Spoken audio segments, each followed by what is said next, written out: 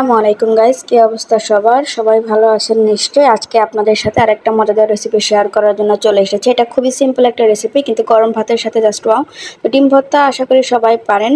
তো আমি যেভাবে ভর্তাটা করি সেটা আজকে আপনাদের সাথে শেয়ার করবো। আমি 2টা ডিম সিদ্ধ করে নিয়েছি, পেঁয়াজটা হালকা ভেজে নিয়েছি, এতে করে স্মেলটা চলে যায়। আর আমি শুকনো মরিচ আগেই গুঁড়া করে রেখেছিলাম ভেজে, সেটা আমি সবসময় ভর্তাতে ব্যবহার করি। আপনারা চাইলে এখানে কাঁচামরিচ সহ ব্যবহার করতে পারেন, বা শুকনো মরিচ হচ্ছে ভেজে তারপরেও গুঁড়া করতে পারেন। তো আমার কাছে ভেজে গুঁড়া করা ছিল, যার জন্য আমি আর এটা এক্সট্রা করে ভাজিনি। আর কাঁচামরিচটা আমি ভর্তাতে অনেক সময় ব্যবহার করি না, যার জন্য আজকে আর ব্যবহার করা হয়নি।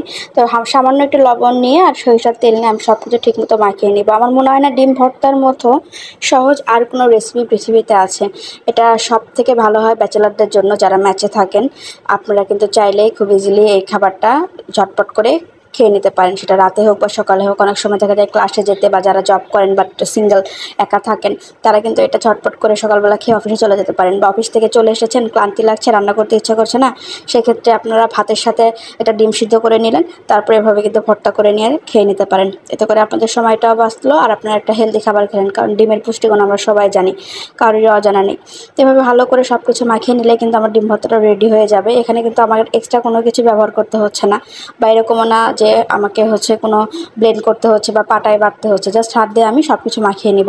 অনেকে আবার বলতে পারেন যে এতে করে কুসুমের গন্ধ লাগে। না, একটুও গন্ধ লাগে না। এটা এভাবে মাখিয়ে নিলে একদম রেডি হয়ে যায়। আপনারা চাইলে একটু সরিষার তেলের পরিমাণ বাড়িয়ে দিতে পারেন, তাহলে আরও গন্ধ লাগবে না। তো আমার কাছে যেহেতু গন্ধ লাগে না, তাই আমি পরিমাণ মতো সরিষার তেলে দিয়েছি, বাড়িয়ে দিইনি। রেসিপিটি যদি আপনাদের ভালো লাগে অবশ্যই লাইক কমেন্ট করবেন এবং শেয়ার করে আমার পাশে থাকবেন।